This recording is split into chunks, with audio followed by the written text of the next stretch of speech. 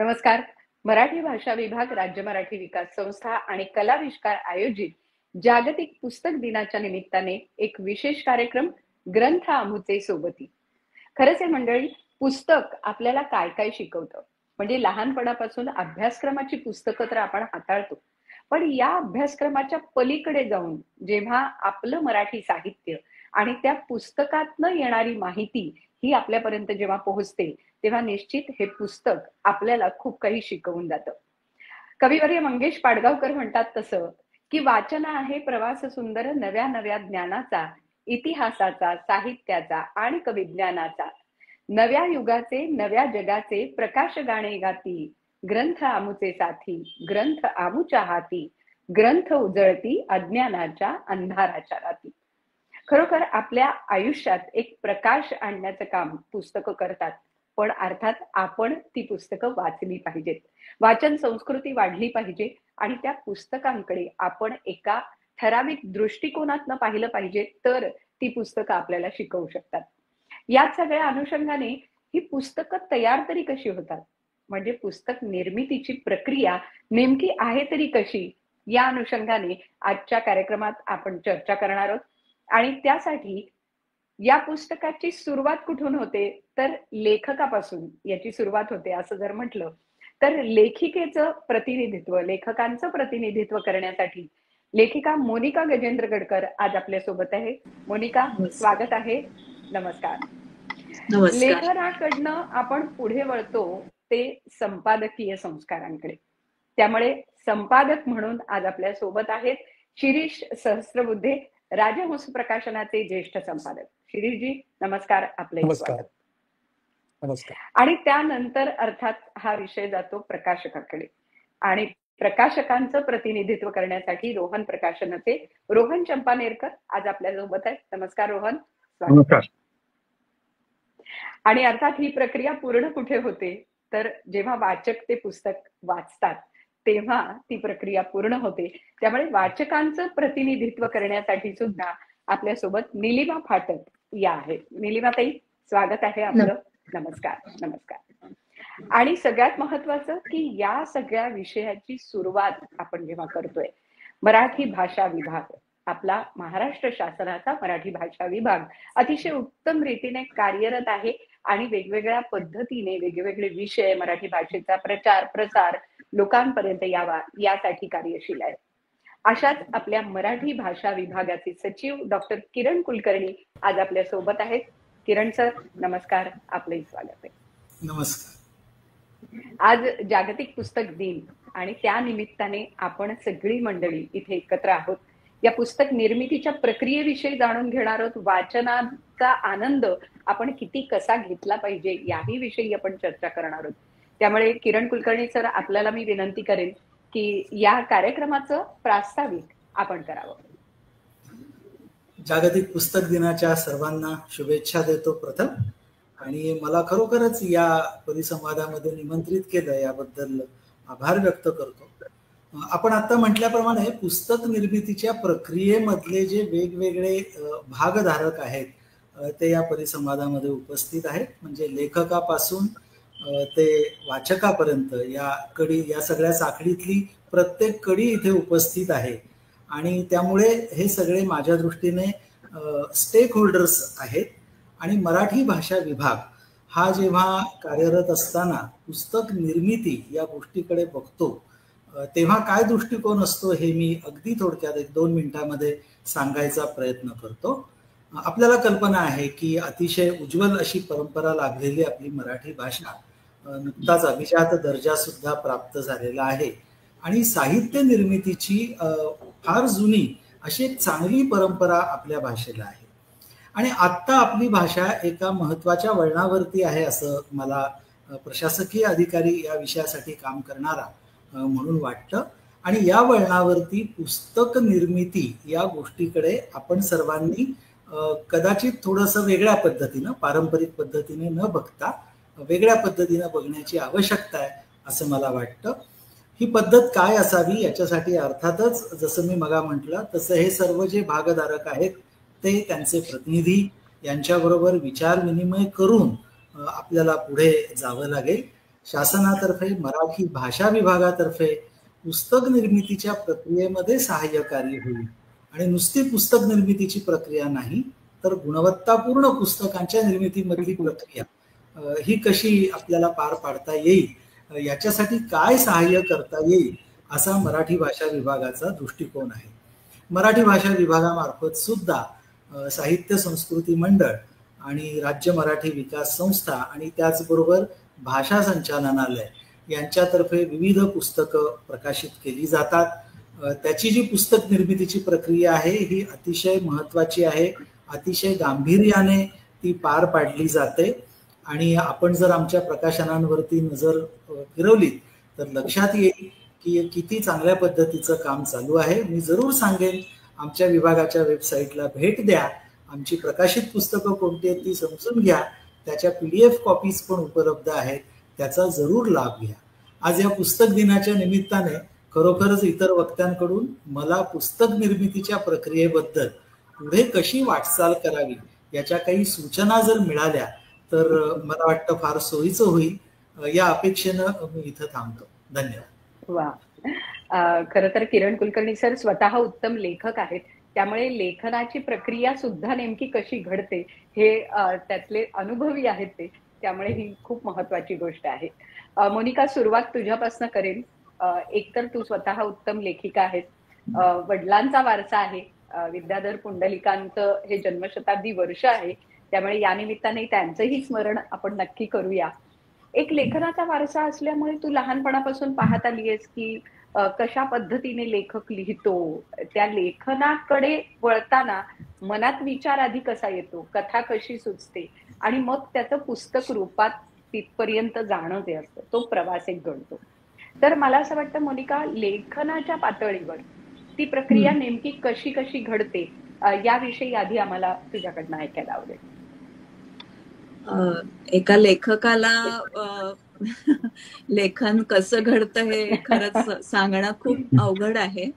आणि ते इतकं अमूर्त, जसं पेंटिंग असतं तसं ते असतं, म्हणजे सुचणं ही गोष्ट. पण अगदी थोडक्यात सांगायचं तर एखाद्या शब्दावरून किंवा एखाद्या माणसाच्या हालचालीवरून अगदी त्याचं बोलण्याची काही लकब असेल तर त्याच्यावरून सुद्धा मला स्वतःला कथा सुचलेली आहे. किंवा एखादा शब्द विशिष्ट तऱ्हेने उच्चारला गेल्यामुळे मनात काहीतरी चालू झालेलं आहे. किंवा इतकं आपण आयुष्यामधले अनुभव गोळा करत असतो, ते अनुभव गोळा करता करता ते जिग्सॉ पझल सारखे एकमेकांशी कुठेतरी त्याचे अंतप्रवाह जुळले जातात आणि त्याच्यातून एक जिग्सॉ पझल लेखकाच्या मनात तयार होतं. ते कोडच असतं आणि तो गुंता इतका होत जातो. म्हणजे माझ्या बाबतीतलं मी थोडासा हा अनुभव सांगते की कधी कधी तो गुंता जर निर्माण झाला नाही तर त्या लेखकाला गुंता निर्माण करावाही लागतो. म्हणजे एखादा लोकरीचा गुंडा घेऊन बसावं आणि गाठी गाठी गाठी त्याच्या सोडवताना होत जाव्यात आणि पुन्हा एकदा त्या गाठी सोडवत सोडवत अगदी सरळ सूत अशी लोकर हाती यावी, तशी ही निर्मिती असते. किंवा अगदी आशा बगे यांच्या शब्दात सांगायचं तर आपण एखादे नाव प्रवाहामध्ये सोडून देतो आणि मग ती जिथे जाईल तिथे लेखकाने घेऊन जायचं, त्याला घेऊन जाते ती, असं म्हणता येईल. या अज्ञाताच्या हाका असतात असं मला वाटतं. त्यामुळे माझ्या वडिलांचंही मी बघितलंय की कथा सुचणं ही गोष्ट इतकी आनंदाची असते, ती लिहिण्यापेक्षा सुद्धा, की काहीतरी बीज आपल्याला सापडलं आणि ते काहीतरी खुणावतंय, दिसतंय ते काहीतरी, आणि ते हातात येण्यासाठीची जी धडपड असते ती प्रचंड थकवा निर्माण करणारी असते. त्यामुळे निर्मितीचं एक प्रसन्न पण देणारं हे थकले पण असतं असं मी म्हणेन. बरोबर. आणि खरोखरच आपण अंधारात उडी घ्यायची आणि तो अंधार आपल्याला काय काय दाखवत जातो. कधी कधी आपल्या मनामध्ये जे सुचलेलं असतं ते कितीही दिसत असलं समोर तरी ते हाती येत नाही, पुन्हा पुन्हा लिहावं लागतं आणि तरी सुद्धा त्याच्यातून काहीतरी वेगळंच सामोरं येतं. कधी जे दिसत असतं तेही निसटून जातं. संपूर्णपणे पांढरी कोरी अशी पाटी तयार होते समोर. किंवा एखादं बीज आपण रुजत घातल्यावर त्याला अंकुर फुटतो, पण कधी कधी वाढच नसते. तशाही काही कथा या मनामध्ये म्हणजे रुजतात, पण पुढे वाढ घेत नाहीत. त्यामुळे असं मी माझ्या वडिलांचंही बघितलंय. पण त्याच्यासाठी जी धडपड करावी लागते, संघर्ष करावा लागतो, तो महत्वाचा असतो. आणि ती खरं तर क्रिएटिव्ह म्हणजे सृजनशील अशी साहित्याची तिथून निर्मिती होत असते. खरं खरं, ती सृजनशीलता आहेच. पण एक कथा सुचणं आणि मग नंतर अशा अनेक सुचलेल्या कथांचा आता पुस्तक निर्मिती करणं, हा जो प्रवास असतो, अर्थात सुचलेल्या कथा कुठेतरी छापून येतात आणि मग नंतर त्याचं पुस्तक होतं, किंवा पुस्तकासाठी म्हणूनच ते एकत्र केलं जातं. तर ही गोष्ट नेमकी कशी घडते? म्हणजे तुझ्या बाबतीतलं काही उदाहरण देऊन सुद्धा सांगितलंस तरी आवडेल आम्हाला. माझ्या जशा कथा होत गेल्या तसं मी श्रीपू भागवतांच्या हाताखाली काम करत असल्यामुळे ते माझे पहिले वाचक होते. आणि असा संपादक, जो विचक्षण साक्षेपी संपादक असा म्हणजे माझं भाग्य की त्यांचं माझ्या शब्दांवर खूप लक्ष असे, नजर असे, तू काय लिहिते आहेस. किंवा मौजेमध्ये काम करताना मी जे लेखक बघत असे, पाडगावकरांना जवळजवळ मी रोज बघत असे, कारण ते श्रीपूंकडे ये. आणि त्यांच्या कवितेची प्रोसेस खूप छान असायची, म्हणजे ती निर्मितीची प्रक्रिया ज्याला म्हणता येईल. मला आठवतंय की ते ओळ एखादी घेऊन यायचे आणि श्रीपूंसमोर बसायचे, ती त्यांना वाचून दाखवायचे आणि ह्याच्या पुढचा प्रवास कसा असेल हा त्यांना जो दिसत असेल प्रवास, तो त्यांच्याशी बोलणं, श्रीपूंशी बोलणं हा अतिशय त्यांच्या दृष्टीने महत्वाचा असा भाग असेल. आणि एखाद्या कवितेची निर्मिती आणि कथेची निर्मिती एका संपादकाच्या आधारे होणं ही फार वेगळी गोष्ट आहे. याच्या बाबतीत म्हणजे मला मुद्दाम सांगायला आवडेल की श्रीपून म्हणजे पाडगावकरांनी निवडलेले शब्द कधी कधी त्याच्या जागी दुसरा एखादा शब्द चांगला वाटू शकेल का, किंवा तो त्या लयीशी, त्यातल्या कवितेच्या नादाशी एकरूप होणारा असा होईल. आणि दुसरं म्हणजे त्यांना जे म्हणायचं आहे कवी म्हणून, जी छटा पकडायची आहे, त्याच्यासाठी श्रीपूंनी सुचवलेल्या शब्दांचा त्यांना खूप आधार वाटत असे. म्हणजे ते मानत असत असं नाही, पण त्या चर्चेमधून लेखकाची जी जडणघडण किंवा त्याच्या निर्मितीची प्रक्रिया जी अधिक कठीण आहे ती सुलभ होण्याच्या दृष्टीने संपादक हा प्रकाशन संस्थेतला फार महत्वाचा असतो. आणि त्या दृष्टीने मला ते भाग्य मिळालं, कारण मी मौजेची लेखिका झाले. त्यामुळे माझ्या बाबतीतल्या कथा त्यांनी एकत्रित वाचल्या आणि प्रत्येक कथा वाचून झाल्यावर ते मला जवळ बोलवत, त्याच्या त्यांनी नोट्स केलेल्या असत, किंवा सर्जनशील साहित्याचं संपादन म्हणजे कसं करावं हे त्याचा वस्तुपाठ म्हणजे श्रीपू होते. ते इतके त्या कथेमध्ये गुंतून जात की ती कथा कधी कधी माझी आहे का त्यांची आहे असं वाटावं. आणि हे माझ्याच बाबतीत आहे असं नाही, प्रत्येक लेखकाच्या बाबतीत. प्रभाकर पेंढारकरांचं रारंग रांग असो, किंवा पाडगावकरांचं मी आता म्हटलं तसं असो, किंवा मला आठवतं की शरदचंद्र मुक्तिबोधांच्या कविता ते गेल्यानंतर वसंत पाटणकर आणि श्रीपू भागवतांनी संपादित केल्या होत्या. तर त्यांनी त्यातला स्वल्पविराम कुठे, अर्धविराम कुठे, म्हणजे कवितेत तर विरामचिन्हांना फारच महत्व असतं. तर त्याच्याशी वाद घालत घालत म्हणजे पाटणकर सर आणि श्रीपू हे मी बघितलेलं आहे. आणि मला त्यावेळेला वाटायचं की एखाद्या अर्धविरामाने काय कविता त्याचा अर्थ बदलतो का, पण ते लक्षात येत गेलं की त्याला किती महत्व आहे. त्यामुळे लेखक हा लिहून मोकळा होतो आणि मग ते पुस्तकासाठी मला माझं पुस्तक कधी, आता तर खूपच होतं की माझं पुस्तक कधी येतंय असं, पण त्या मागची ही जी फार मोठी निर्मितीची म्हणजे पुस्तक निर्मितीची म्हणता येईल जी आहे मोठी प्रोसेस, प्रक्रिया, ही फारच हे असते. आणि त्याला म्हणजे प्रूफ रीडर पासून ते मुखपृष्ठाचं चित्रकार ह्यापर्यंत अनेक कलाकार त्याच्या मागे असतात. त्यामुळे एक प्रकारे नाटकासारखंच हे आहे, एकच त्याच्या मागे नाही संपादक, तर प्रकाशक, मुखपृष्ठकार, चित्रकार सगळेच. अगदी अगदी. आणि आता तू जसं म्हणालीस की श्रीपूंसारख्या साक्षेपी संपादकासोबत तुला राहता आलं आणि त्यामुळे आज मौजेमध्ये तू सुद्धा स्वतः संपादक म्हणून, मुख्य संपादक म्हणून काम करते आहेस, तर हा पण एक वेगळा प्रवास लेखकाचा या पुस्तकांच्या निमित्ताने घडतो. खरं तर शिरीष सरांना मी पुढचा विचारते की संपादनाच्या संदर्भातला, पण ते जॉईन होतीलच लगेच. पण मी रोहनला विचारेन की हा जो लेखक आणि संपादक हा जो संवाद आहे, हा संवाद प्रकाशकाला किती उपयोगी पडतो, आणि प्रकाशकाच्या हातात पुस्तक येतं ते संकल्पनेपासून सुरू होतं की नेमकं काय, कशा पद्धतीने ती निर्मिती होते? सर्वप्रथम आजच्या हा कार्यक्रम आयोजित केल्याबद्दल मी राज्य मराठी विकास संस्थेचे खूप आभार मानतो आणि उत्तरार्थ तुमचेही. ह्या प्रश्नाचं मूळ असं मी म्हणेन की प्रकाशक म्हणजे पुस्तक लेखकाकडून प्रकाशकाकडे येतं, हा एक फ्लो असतो.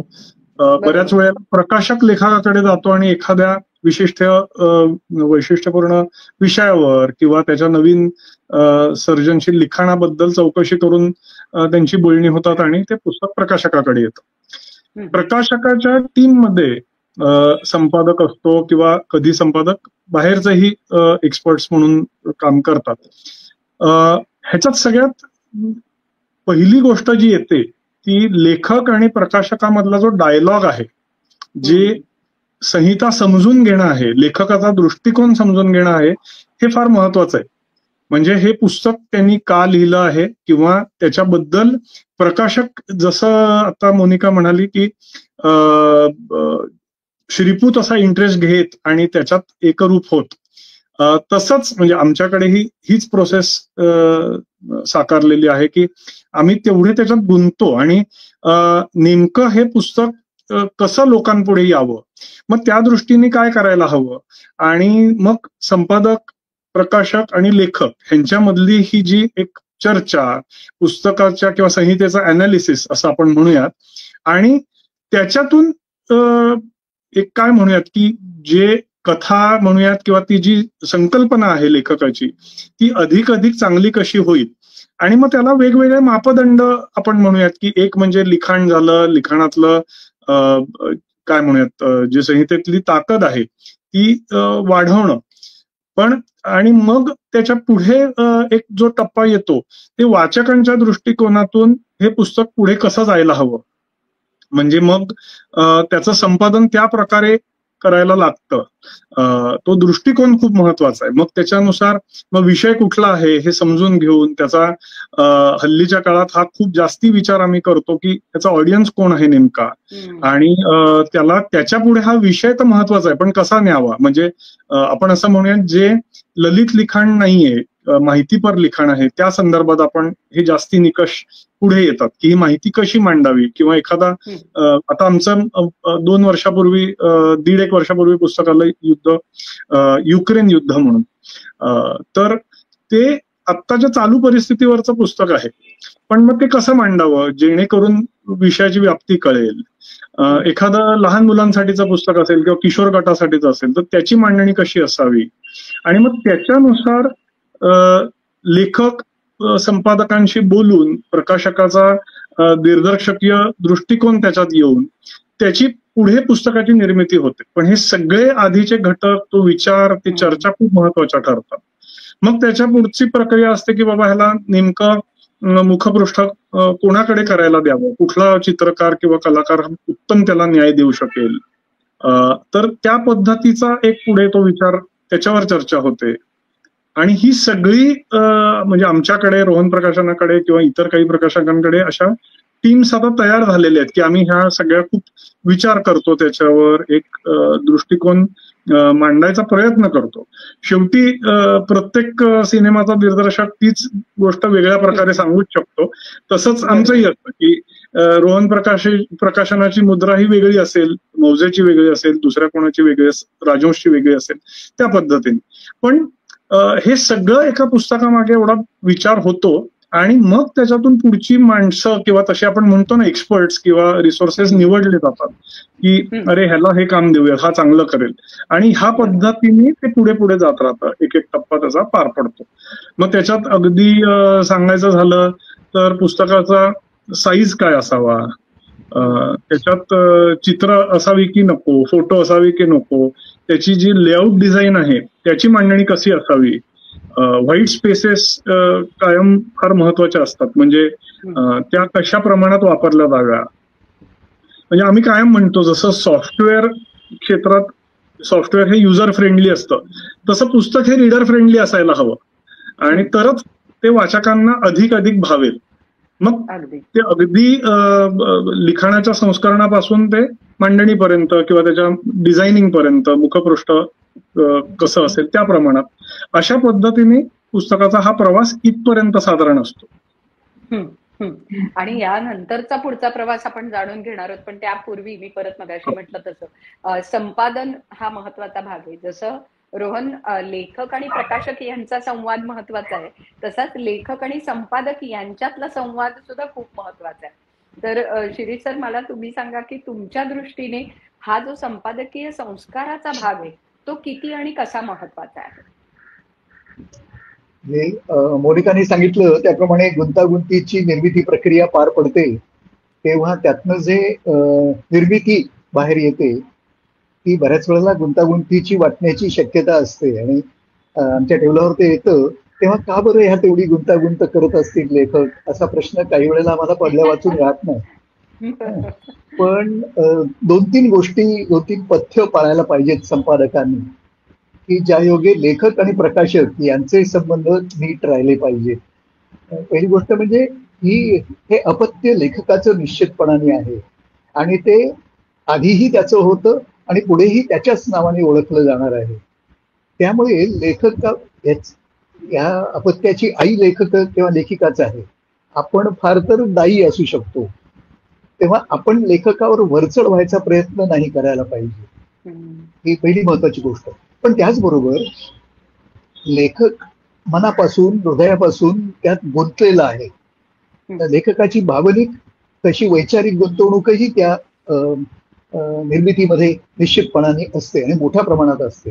का असू नये, अभिमान वाटतो लेखकाला त्याच्या निर्मितीबद्दल, पण आपल्याला असं गुंतून पडून नाही चालत. संपादकाला हे नेहमी लक्षात ठेवायला लागतं की थोडंसं अलिप्त असायला पाहिजे, आणि अलिप्त राहून ह्यात काही कमी नाहीये ना, काही दोष नाहीये ना, किंवा दोष असेलच असं नाही, परंतु काय केल्यामुळे हे अधिक चांगलं होऊ शकेल हे पथ्य निश्चितपणाने पाळलं पाहिजे.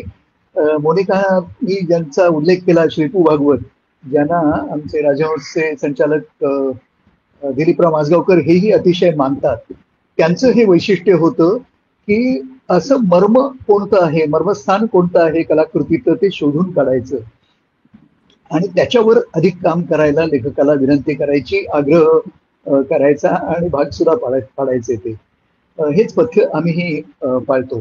पुस्तक जर वैचारिक असेल, चरित्रात्मक असेल, तर त्याच्यातली लेखकाची गुंतवणूक ही वेगळ्या प्रकारची असते. त्याचं कारण त्यात काही एक विचारधारा मांडलेली असू शकते आणि त्या विचारधारेबद्दल लेखकाला कमालीचं ममत्व असणं स्वाभाविक असतं. त्याला न दुखावता त्याच्यात जर काही वैचारिक विसंगती राहून गेलेली असेल, म्हणजे उदाहरणार्थ प्रस्तावनेमध्ये एक मुद्दा मांडलेला आहे आणि नंतर 17व्या प्रकरणात त्याच्याशी थोडासा विसंगत असा मुद्दा जर मांडलेला असेल तर तो निश्चितपणाने निदर्शनाला आणून दिला पाहिजे. मग त्याच्यासाठी थोडी गरमागरम चर्चा झाली तरी काही हरकत नाही. 11, 10, 12 पानांच्या टिपणं काढून लेखकाला दिलेली आहेत की ज्या योगे अशा तऱ्हेच्या गोष्टी त्यांना दाखवता याव्यात. आणि शेवटचा मला मुद्दा मांडायचा आहे, संपादकांनी मूल्यवर्धन, व्हॅल्यू ॲडिशन करायला नेहमी तयार असलं पाहिजे. एक उदाहरण मी देतो. फादर डेब्रिटो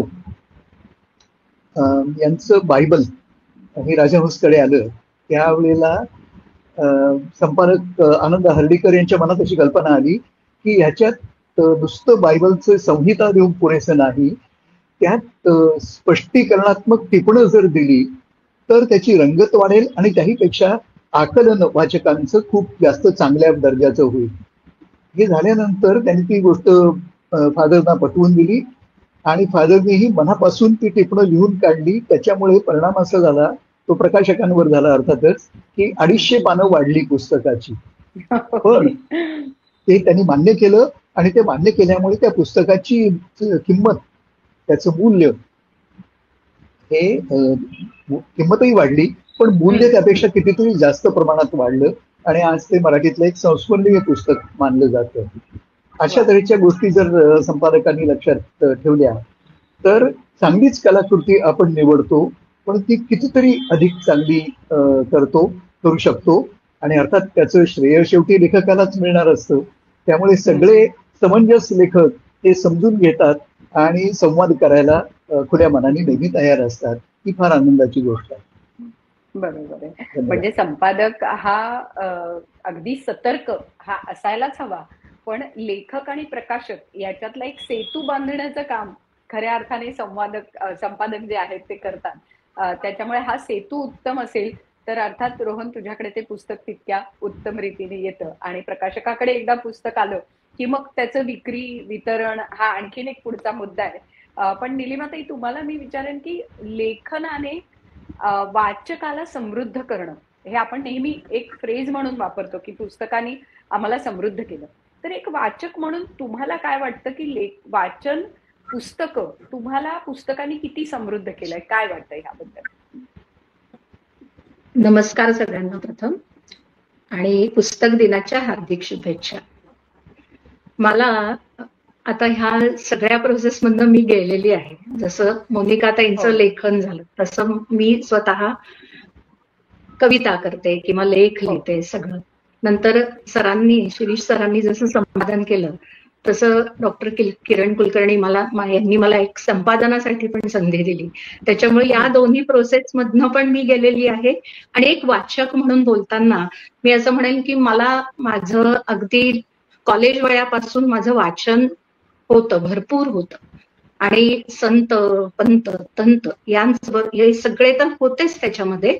पण असं झालं की 30 वर्ष नोकरी झाली स्टेट बँकेतली, आणि त्याच्यानंतर मी शिकण्याचं ठरवलं. एम ए मराठीला मी प्रवेश घेतला रामकृष्ण मोरे महाविद्यालय निगडीमध्ये, आणि तिथून मी 2 वर्षाचं रेग्युलर कॉलेजमध्ये जाऊन एम ए मराठी केलं. तेव्हा झालं असं की मला वेगवेगळे विषय नवीन आधीमध्ये पण मी वाचलं होतंच. म्हणजे मी बलुतं हे कॉलेजमध्ये असताना जरी वाचलं असलं तरी नंतर जेव्हा दलित साहित्य, ग्रामीण साहित्य, जनवादी, आदिवासी साहित्य, लोकसाहित्य ज्यांनी मला इतकं समृद्ध केलं की मला नव्या, एक तर माझ्या आधीचं होतंच संवेदनशील मन किंवा जाणीवा, सामाजिक जाणीवा, ह्या सगळ्या जरी असल्या तरी माझा दृष्टिकोन रुंदावला, माझ्या कक्षा रुंदावल्या, झेप वाढली, विचार करण्याची प्रवृत्ती वाढली. या सगळ्यांनी मला ऍक्च्युअली विचार प्रवृत्त केलं, आणि त्याच्यातनं माझी समृद्धता वाढली. माझ्या लेखनात सुद्धा आली जी की साधारण 2019ला माझा पहिला काव्यसंग्रह प्रकाशित झाला. पण त्यानंतर आणि आजपर्यंतचा जो टप्पा आहे त्याच्यामध्ये खूप बदल माझ्या स्वतःमध्ये, जसं मोनिकाताई म्हणाल्या ना की आपण म्हणजे मी अशी एखादी ओळ लिहून सोडून दिलेली आहे की जी नाही, पुढे मी जाऊ शकत नाहीये, किंवा मी त्या ओळीतच गुंतलेली आहे, आता मी ह्याच्या पुढे नाही जाऊ शकणार. तर त्या दृष्टिकोनातून सुद्धा लेखक, कवी, संपादक, प्रकाश असा सगळा म्हणजे भाग, शिवाय वाचक, हा विचार करताना मला नेहमी असंच एक मुद्दा महत्वाचा वाटतो की आशय, विषय, शैली या दृष्टिकोनातनं, म्हणजे दुर्गाबाई भागवतांचं मी आक्षेप आणि आस्वाद वाचले. त्याच्यामध्ये आपल्याला हे दिसतं की वि. स. खांडेकरांना ययातीसाठी ज्ञानपीठ पुरस्कार मिळालेला आहे, पण त्याच ययातीवर दुर्गाबाईंनी अगदी सडेतोड टीका केलेली आहे. मग तेव्हा आपण विचार प्रवृत्त, आपण नक्की कुठं आहोत, आपण काय लिहितोय, किंवा वाचकाला त्याचा आनंद जो हवा तसा मिळतोय की नाही, हा वाचकाचा नेहमी, म्हणजे माझा स्वतःचा तरी दृष्टिकोन असतो. अगदी अपवादात्मक अशा घटना घडतात, बहुतांश सगळे चांगले लिहितातच, परंतु तरीही वाचकाची अपेक्षा ही यापेक्षा मला चांगलं मिळावं, यापेक्षा मला एखादा इतका क्लिक होणारा विषय, म्हणजे डोकं एकदम माझं स्वतःच कवितेकडे गेलं पाहिजे, असं काहीतरी त्या लेखनातनं मला मिळावं अशी माझी स्वतःची इच्छा असते. आणि ते मला गेल्या वर्षी मात्र अनामिकाची विचारधून या डॉक्टर किरण कुलकर्णी यांच्या पुस्तकातनं मिळाली की अतिशय विचारप्रवण करणारी कादंबरी, अतिशय वेगळ्या पद्धतीने शैली, त्याचे सगळे साहित्य प्रकार त्या कादंबरीत हे आहेत जे मी बरेच वर्षात असं काही वेगळे पण बघितलं नव्हतं. त्या कादंबरीने मला खूप आनंद दिला. त्या कादंबरीचा मला म्हणजे मी जवळजवळ 1.5 वर्ष अभ्यास करत होते आधी, त्याचाही मला खूप म्हणजे फायदा झाला स्वतःला, कारण माझं पीएचडीचं काम पण चालू आहे, त्याच्यावरती पण माझा अभ्यास चालू आहे. असा सगळा एकंदरीत हा वाचक म्हणून जो प्रवास आहे, संशोधनाच्या दृष्टीने मला त्याचा उपयोग झाला. आणि वाचक, मग संशोधन वृत्ती शिरली की वाचकाची वृत्ती वेगळी होते अजून. म्हणजे सामान्य वाचक आणि एक संशोधक वाचक ह्याच्यातला जो फरक आहे तो अजून पुढच्या वरच्या लेवलला जातो किंवा उंचीवर पोहोचतो असं मला वाटतंय एकंदरीत. आणि आहे आशय विषयाच्या दृष्टीने पुस्तकं आहेत, सगळं आहे, तरी पण मला जी मागच्या पिढीची जी समृद्धता होती जास्त, ती थोडीशी मला उणीव जाणवते. तो तर काळाचा फरक आहे आणि काळानुसार बदल घडत जातात आणि हे बदल त्याला दुसरी एक बाजू म्हणजे त्याला आपण जे पाहतो की आपल्याकडे सगळ्या मोठ्या मोठ्या युनिव्हर्सिटीज झालेल्या आहेत आता, त्याच्यामुळे प्रकाशक जाऊ दे, लेखकांनाच पंचायत, मला स्वतःला अशी हे आहे की मी कवी म्हणून माझं पुस्तक प्रकाशित करू का नको. म्हणजे प्रकाशक उत्साह म्हणजे हे दाखवत नाहीत आता काव्यसंग्रह, कारण का तर खप नाही. आणि दुसरी गोष्ट, तेवढं तुमचं उंची, त्या कवितांची उंची किंवा त्याला जे मिळालेलं म्हणजे त्याचा आशय विषया दृष्टीने, शैलीने, विचाराने, सामाजिक भान, अनेक गोष्टींनी जर ते समृद्ध असेल तर एखादा प्रकाशक घेईल, नाही तर नाही घेणार. आणि त्यांचं चुकीचंही नाही, कारण आता उठसूट कवी आपले सगळ्या युनिव्हर्सिटीज मध्ये पब्लिश करत असतात, कविता म्हणा, काही म्हणजे अगदी कादंबऱ्या सुद्धा आता पूर्णच्या पूर्ण कादंबऱ्या व्हॉट्सअपवर आपण पाहतो, फेसबुकवर आपण पाहतो. मग उरतं कुठं पुस्तक वाचनाचं महत्व आपण कुठे जाणत आहोत, हा मुद्दा हाच काळाचा बदल मी म्हणतो. हा काळाचा बदल आहे. काळाच्या बदलामध्ये कदाचित पुस्तक हे माध्यम पण बदलतंय का, असाही एक प्रश्न खरं तर आज पडतोय. मी किरण सरांना विचारेन की आज तुम्हाला स्वतःला, तुम्ही एक उत्तम लेखक आहात आणि लेखकाकडनं घडणारी ती प्रक्रिया होऊन पुस्तक निर्मिती होणं, आणि आता जे म्हटलं जातंय की पुस्तकं कुठे वाचली जातात, ई बुक आहे, ऑडिओ बुक आहे, किंवा आता तुम्ही निलिमाताई म्हणाल्या त्याप्रमाणे व्हॉट्सअप आहे, या सगळ्यावर जे लेखन येते त्यातनं नेमकं पुस्तकाची दिशा ही नेमकी काय ठरेल असं तुम्हाला वाटतंय, आणि वाचन नेमकं कसं कमी झालंय का, काय वाटतं किरण सर, आपण काय सांगाल? फारच जबाबदारीचा आणि मोठा प्रश्न विचारलेला आहे आणि याचं उत्तर खूप काळजीपूर्वक द्यावं लागेल. ते फारसं सविस्तर न बोलता थोडक्यात देण्याचा मी प्रयत्न करतो. मला एक असं वाटतं, मगा उल्लेख झाला तसा, की माणसाला सुसंस्कृत आणि समृद्ध बनवणं हे पुस्तकांचं एक आपण कार्य समजूयात. आणि हे कार्य करताना त्याच्यामध्ये माणसाला सुसंस्कृत आणि समृद्ध बनवणाऱ्या इतरही गोष्टी समाजात असतात.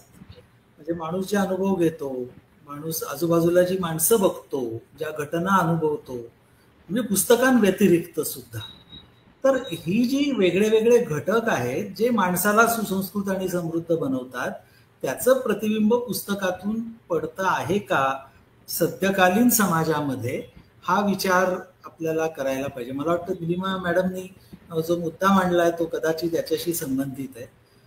फेसबुक किंवा इतर सगळी जी ई बुक किंवा ऑडिओ बुक आपण म्हटलात, ही अर्थातच माध्यम आहेत. पुस्तक निर्मितीची प्रक्रिया या विषयामध्ये आपल्याला जे प्रिंट मीडियम अपेक्षित आहे त्याचं काही एक महत्व पुढे सुद्धा टिकेल असं मला निश्चितपणे वाटतं.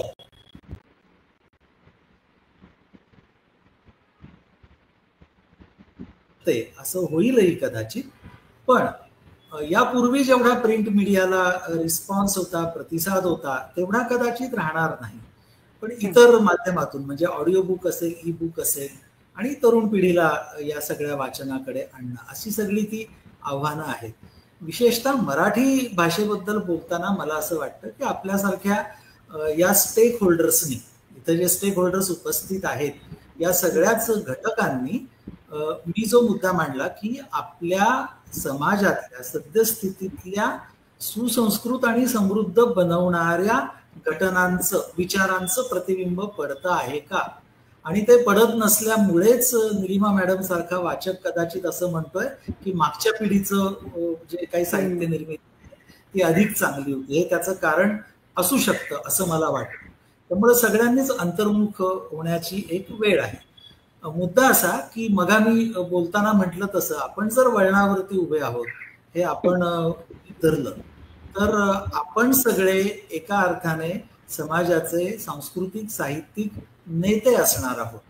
तर नेत्यांनी थोडं 2 पावलं पुढे जाऊन दूरवर नजर फेकायलाच पाहिजे आणि तिथे काय आहे त्याचा अंदाज घेऊन त्या पद्धतीने काहीतरी आखणी करायला पाहिजे. त्यासाठी प्रयोगशील सुद्धा राहावं लागेल. गतानुगतिक पद्धतीने सगळे प्रश्न सुटतील असं मला वाटत नाही. माणूस असतो परंपरा प्रिय, पण आपल्याला सांगड घालावी लागेल परंपरा आणि नवतेची. मात्र हे सगळं करत असताना आपल्याला काही भान ठेवावं लागेल आणि मराठी भाषा विभाग म्हणून मराठीची एक जबाबदारी या राज्यासाठी पाळणारा विभाग म्हणून मी आपणा सर्वांना या कार्यक्रमाच्या माध्यमातून हा कार्यक्रम बघणाऱ्या सर्वांना सहभागी झालेल्या सगळ्यांना पुन्हा एकदा आवाहन करेल की या वळणावर पुढच्या काळात पुस्तक निर्मितीची प्रक्रिया ही चांगल्या पद्धतीनं आणि गुणवत्तापूर्ण पुस्तकांची निर्मिती होण्यासाठी काय कल्पना लढवता येतील, काय करता येईल याच्याबद्दलच्या आपल्या सूचना, आपल्या कल्पना या जरूर आमच्याकडे पाठवा. काही गोष्टी अशा असतात की कित्येकदा खाजगी पातळीवर म्हणजे एखादी संस्था, एखादी प्रकाशन संस्था, एखादा संपादक, एखादा लेखक किंवा वाचकांचा समूह सुद्धा ते करू शकत नाही. शासन ही सध्याच्या काळामध्ये आणि बहुतेक काळांमध्ये महाबलाढ्य संस्था राहिलेली आहे आणि राहील.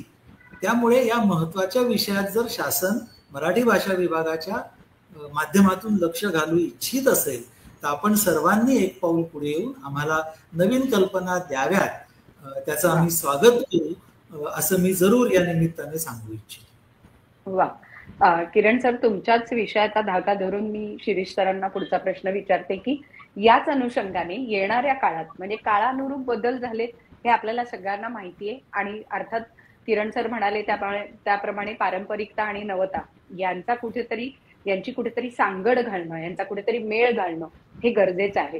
तर शिरीष सर, येणाऱ्या काळात नेमकं काय व्हावं, पुस्तक निर्मिती कशी व्हावी, म्हणजे आता किरण सर म्हणाले तसं तुमच्या काही सूचना या अनुषंगाने असतील तर त्या आम्हाला तुम्ही सांगा. मला असं वाटतं की येणाऱ्या काळामध्ये निर्मितीच्या आघाडीवर फार मोठे क्रांतिकारक असे बदल होतील असं माझ्या माहितीप्रमाणे तरी संभवत नाही.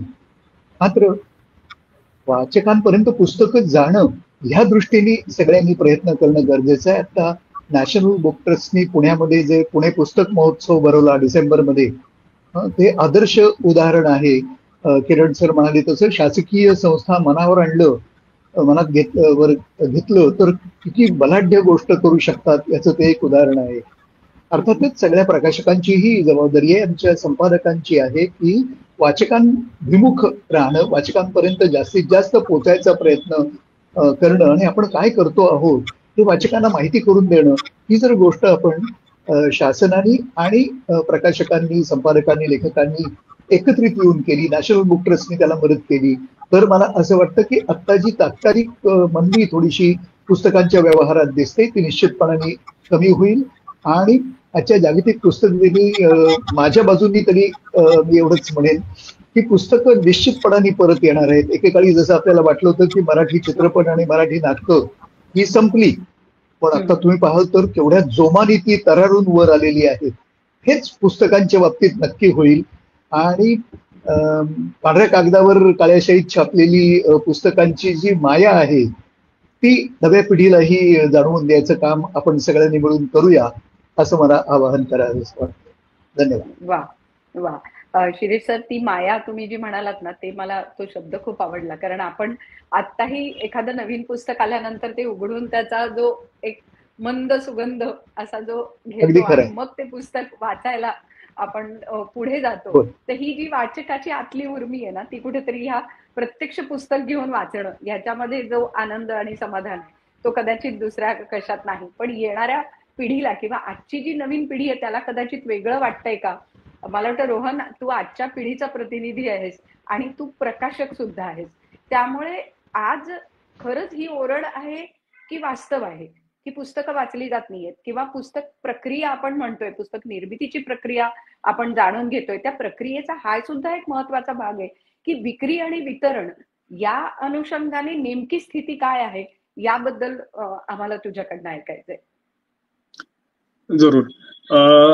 जसं आता किरण सर म्हणाले किंवा सहस्त्रबुद्धे सर म्हणाले, बेसिकली विषय म्हणजे मी इथून सुरुवात करीन की आपण म्हणतो ना, एक गोष्ट जास्तीत जास्त जर पोचायची असेल तर तुमचं उत्पादन प्रोडक्ट त्या पद्धतीचं हवं.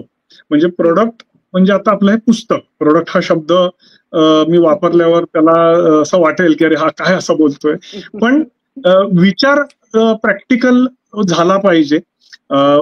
वाचकांना म्हणजे आजची जी तरुण पिढी आहे, जी एक पुढे प्रगल्भ वाचक आपल्याला बनवायचं आहे त्यांना, तसं तर त्या दृष्टिकोनातून त्यांना नेमकं काय हवंय, त्यांचं भावविश्व काय आहे. म्हणजे आज जर लहान मुलांच्या पुस्तकांचा पण विचार केला, ते अजूनही ते जंगलातल्या प्राण्यांमध्ये अडकले आहेत का, की ते त्यांचं भावविश्व वेगळं आहे. तर दोन्हीची सांगड घालून काय करता येईल का, किंवा अजून आता उदाहरणार्थ सांगायचं झालं तर इंग्लिश माध्यमात काही ना असे ट्रेंड्स आहेत की मुलगा पहिले एक वाचतो, मग दुसरं वाचतो, मग तिसरं वाचतो. म्हणजे उदाहरण द्यायचं झालं तर पहिले काही प्राण्यांची पुस्तकं वाचतो, मग त्याचं विम्पी किड नावाचं एक खूप पॉप्युलर मालिका आहे, डायरी ऑफ अ विम्पी किड, ते वाचतो. मग हॅरी पॉटर पर्यंत पोहोचतो, पर्सी जॅक्सन नावाची एक पॉप्युलर सिरीज आहे ती वाचतो. असं करत करत ही मुलं एक पायंडा पडलेला आहे. सध्या म्हणजे जागतिक ह्याच्यावरच अॅनिमे नावाचं मांगा कॉमिक्स म्हणून जॅपनीज जे साहित्य आहे त्याचा खूप प्रभाव आहे भारतीय मुलांवर पण. सो आता आपण मराठीचा जेव्हा विचार करतो तेव्हा आपल्याला आत्ताची मुलं ही केवळ महाराष्ट्रातली मुलं नसून स्मार्टफोनमुळे त्यांना जागतिक एक्सपोजर आहे. तर ह्याचा विचार करून त्यांचं भावविश्व ओळखून आपल्याला तसं द्यायला हवं, आणि त्याच्यात मग आपण त्यांना बरोबर आपल्यालाही काही महत्वाच्या गोष्टी त्यांना सांगायच्या आहेत, आपल्या संस्कृतीच्या सांगायच्या आहेत, त्या बरोबर त्याच्यात आपण इन्कॉर्पोरेट करायला हव्यात. म्हणजे लेखकांनी तसं लिहायला हवं, प्रकाशकांनी तसं प्रकाशित करण्याचं धाडस दाखवायला हवं. म्हणजे तुम्हाला उदाहरण द्यायचं झालं तर 2009 साली मी जेव्हा प्रकाशनात आलो तेव्हा मला असं जाणवलं की किशोर गटात फार कमी पुस्तकं उपलब्ध आहेत. तर त्याच्यावर थोडा अभ्यास करून आम्ही फॅन्टॅस्टिक फेलुदा नावाची मालिका प्रकाशित केली. सत्यजित रेंनी ती लिहिलेली पुस्तकं होती आणि त्याला एक काय म्हणत भारताच्या नकाशावर म्हणजे कॅनव्हासवर त्याला एक बऱ्याच भाषांमध्ये त्याला एक मान्यता होती, त्याचे अनुवाद झाले होते. म्हणून आम्ही ठरवलं की हा एक प्रयोग करून बघूयात. पण जेव्हा आम्ही तो प्रयोग करायचा ठरवला, जेव्हा ते मराठीत आम्ही आणलं तेव्हा आम्ही एकत्रित 12 पुस्तकं आणली, म्हणजे 12 कथा एकत्रित प्रकाशित केल्या 12 पुस्तकातून. त्याची किंमत आणि सगळं त्याचं पॅकेजिंग तशा पद्धतीने केलं. ओके, म्हणजे त्याला 12 पुस्तकांचा एक संच आम्ही तयार केला, त्याची किंमत तशी ठेवली, त्याचं डिझायनिंग मी तसं वेगळ्या एका आर्टिस्टकडनं काढून घेतली. एक फेलुदा नावाचा आयकॉन तयार केला की जो मुलांचा हिरो बनेल आणि मुलांना आकर्षित करेल. बरं, आता ही लिखाण आणि तो अनुवाद इतका उत्तम झालेला होता, त्याच्यात पहिलं माझं नाणं खणखणीत होतं की अरे आपला अनुवाद फार छान झालेला आहे, त्याच्यावरचं संपादन छान झालेलं आहे. त्यापुढे आम्ही काय केलं की दुकानांमध्ये किंवा अनेक ठिकाणी फेलुदाचे आम्ही कटआउट्स लावले की फेलुदा एक असा मोठं म्हणजे 6 फुटी किंवा 5 फुटी फेलुदाचा काय म्हणूयात फिगर म्हणतात ना, ते चित्र आम्ही कापून आणि तसं त्याला कटआउट असं करून, बरोबर, अगदी बरोबर शब्द आहे, कटआउट आम्ही अनेक ठिकाणी लावली. त्याच्याविषयी बरीच प्रमाणात आकर्षण निर्माण केलं. त्या संचात एक ऍडव्हेंचर स्लॅम बुक असा एक वेगळा प्रयोग तयार करून अगदी मोफत दिला. म्हणजे किरण सर तुम्ही म्हणालात प्रयोग करायला हवेत, तर ऑफकोर्स हे करायला हवेत. कारण आता मुलं ना, जसं तुम्ही शाळेत 10वी जशी उत्तीर्ण होतात तर जाताना सगळी मुलं एकमेकांचे स्लॅम बुक नावाचा प्रकार भरून घेतात की अरे कोणाला काय आवडतं, मला हे आवडतं, मला ते आवडतं, म्हणजे एक आठवण म्हणून पुढे बघतात ते त्या एका डायरीत किंवा त्या वहीत. तर तशी आम्ही ऍडव्हेंचर स्लॅम बुक तयार केली की बाबा मुलं आमच्या बिल्डिंगमध्ये चोर आला होता तर आम्ही काय केलं, म्हणजे अशा पद्धतीच्या आठवणी एकमेकांच्या त्याच्यात लिहिल. आम्ही गड चढायला गेलो आणि आमचा एक मित्र अगदी पडता पडता वाचला. मग त्याच्यातून मुलांना लिहिण्याची सवय लागू शकते असं आपण म्हणूयात. एक प्रयोग केला आम्ही तो, आणि त्याला खूप अशा वेगवेगळ्या माध्यमातून हे झालं, म्हणजे काय म्हणत खूप चांगला प्रतिसाद मिळाला. आणि त्या जोडीला आम्ही स्टिकर्स तयार केले फेलुदाचे वेगवेगळ्या ऍक्शन मधले, ते मुलांनी गोळा केले. तर आज सांगायला खूप आनंद होतो, 2009 ते आता 2025 आजही फेलुदाला तेवढीच मागणी आहे. मुलं शोधून शोधून येतात की अरे तुमचा भाग नंबर 14 वाचायचा राहिलाय, आता एकूण 20 पुस्तकं आहेत 35 स्वतःची. तर तसं हा एक प्रयोग सक्सेसफुल झाला. त्याच जोडीला मग वितरण आणि ह्या ज्या गोष्टी आहेत त्याला एक ना काही म्हणजे फार महत्वाच्या गोष्टी आहेत की महाराष्ट्रात साहित्यिक पुस्तकांच्या दुकानांचा खूप अभाव आहे, पण प्रदर्शनं होत होती आणि त्याचा खूप परिणाम होत होता. तर काही वर्षांपूर्वी म्हणजे 2016-17 पासून ही प्रदर्शनं बंद झाली आणि जवळपास महाराष्ट्रातली 100 प्रदर्शनं बंद झाली आणि तो खूप मोठा फटका बसला. पण ती जे रीच आहे, जे पोचणं आहे वाचकांपर्यंत, ते तेवढं अवघड होत गेलेलं आहे. त्यामुळे एनबीटीचं प्रदर्शन पुण्यापासून जे 2 वर्षात होतं आहे, 2 वर्षांपासून, हे एक नवीन आशा देत आहे. म्हणजे मी इकडे एनबीटीचे, केंद्रीय सरकारचे, महाराष्ट्र सरकारचे आणि पुणे कॉर्पोरेशन पासून पुण्याचे महत्वाचे ज्यांनी कामं केली, राजेश पांडे सर आहेत, प्रचंड त्याच्यामुळे लोक म्हणजे कोणी म्हणू शकणार नाही की अरे कोण वाचतंय किंवा कोण वाचत नाही, शक्यच नाही, सगळे वाचतायत. सो मला एक ह्याच्यातून एवढं नक्की जाणवतं की आजचा जो वाचक आहे आणि त्याच्या वरचा आपण जर विचार केला का कन्झ्युमर म्हणून त्यांच्याकडे जर बघितलं तर प्रत्येकाला काहीतरी आकर्षण हवंय. आणि आपला जो काय म्हणूयात आव्हानं जी आहेत, मी अडचणी हा शब्द वापरत नाही, आव्हानं हा शब्द वापरतोय, की जिकडे अरे मुलं वाचतात की नाही वाचतात, म्हणजे किंवा अरे इंग्रजी वाचतात की मराठी वाचतात, रोहनचा वाचतायत की मौजेचा वाचतायत की राजहंसचा वाचतायत की इतर कोणाचा वाचतायत, हा सगळे पॅरामीटर्सच नाहीयेत. माझं म्हणणं आहे की आपला चॅलेंज इज स्मार्टफोन. तर स्मार्टफोन हा मोठी अडचण आहे, कारण की लोकांचा वेळ कन्झ्युम करते आहे. म्हणजे जे पूर्वीचे वाचणारे लोक आहेत तेही आज फेसबुक आणि इंस्टाग्रामवर वेळ वाया घालवताना दिसतात. तर ह्या गोष्टीचं काय करावं? तर आपण ही गोष्ट हटवू शकत नाही, तंत्रज्ञान हे विकसित होतच राहणार आहे, पण आपण त्याच्यावर त्याचा उपयोग कसा करू शकतो हे फार महत्वाचं आहे. मग ईबुक स्वरूपात म्हणा, म्हणजे सरकारही काही प्रयोग करत आहे तर त्या पद्धतीने म्हणा, किंवा आता आम्ही एक प्रकाशक म्हणून माझ्या मते माझ्या माहितीत दुसरं असं कोणी नाहीये, पण आम्ही गेले 2 वर्ष एक प्रयोग करतोय. आमच्या वेबसाईटवर rohanprakashan.com वर आम्ही काही लेख मालिका लिहून घेतोय आणि त्या डिजिटली पब्लिश करतोय आणि त्या मोफत आहेत वाचायला. प्रयत्न एवढाच आहे की त्या मालिका जिकडे पुस्तकं मिळत नाही आहेत तर त्या वाचल्या जातील का, त्याचं स्वरूप आम्ही तसं ठेवलेलं आहे. म्हणजे ईबुक्सची जी गोष्ट असते ना, ती शेवटी ते पुस्तक आहे आणि आपण म्हणतो की एकतर छापील पुस्तक वाचा, नाहीतर ई बुक वाचा, नाहीतर ऑडिओ बुक ऐका, पण हे एक्सटेन्शन्स आहेत.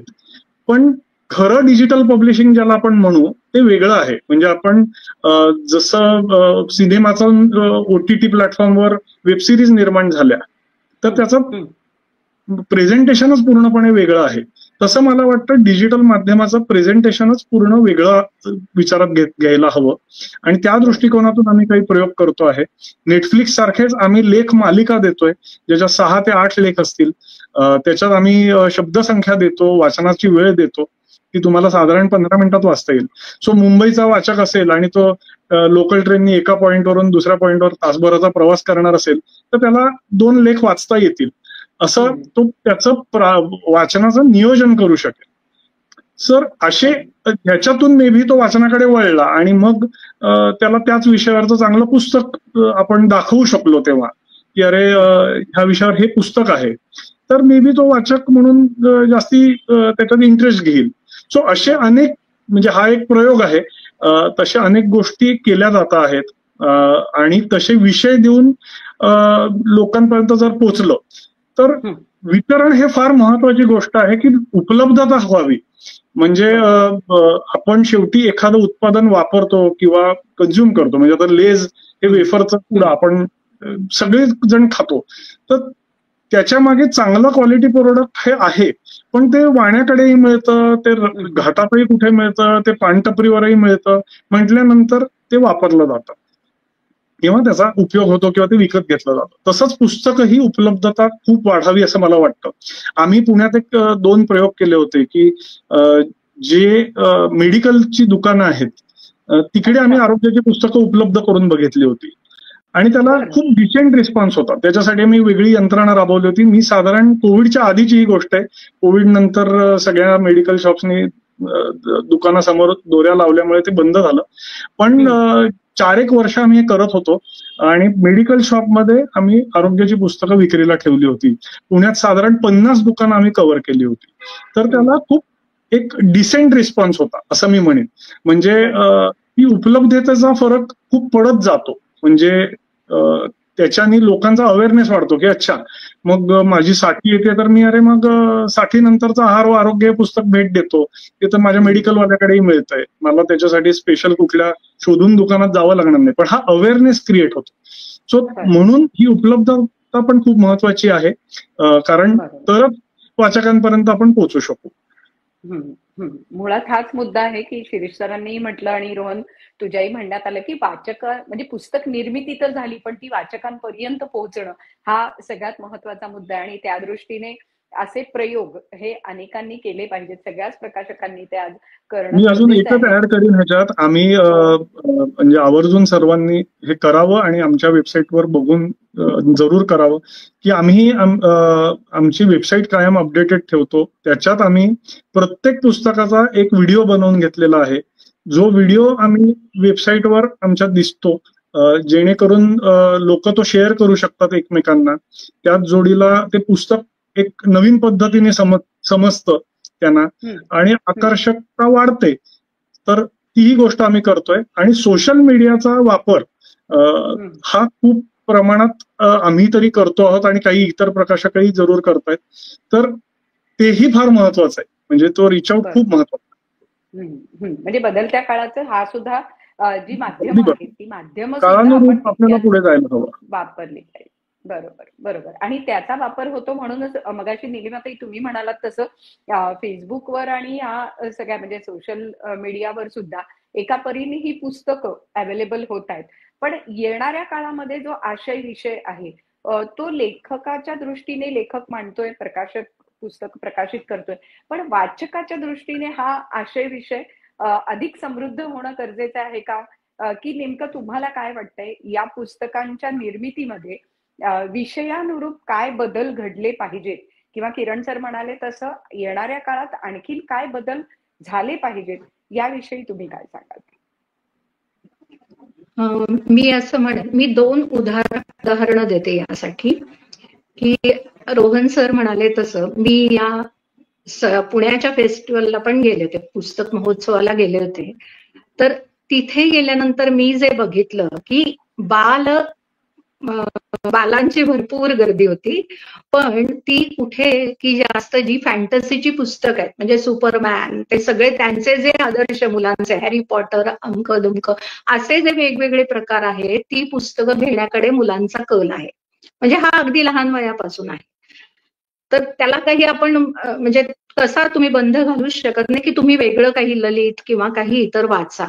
त्यांना जी अगदी लहान वयातच मोबाईलमुळे जी सवय लागलेली आहे, कारण अगदी 2 महिन्याचं झालं मुलगी त्याच्या हातात मोबाईल दिला जातो. मुलं 2 म्हणजे हातात घ्यायला जेव्हा सुरुवात होते तेव्हा ते सुरू होतं तिथून त्याचं सगळं मोबाईलशीच खेळ सुरू होतो. तर आपल्याला ती सांगड घातली पाहिजे. सर म्हणतात तसं की मोबाईल ह्या नवीन सगळ्या हे सोशल मीडियाचं हे आणि प्रिंट म्हणजे छापील पुस्तकं या तिन्हींचा काहीतरी एक समन्वय साधला तर या मुलांना लहान वयापासून घडेल हे वाचायचे. आमच्याकडे माझ्यावर कसं झालं, लहान वयापासून संस्कार घडले किंवा माझ्यासारखे अनेक वाचक की ज्यांच्यावर संस्कार घडले लहान वयातच वाचनाचे आणि आपोआप झाले, म्हणजे करावे लागले नाही काही नाही.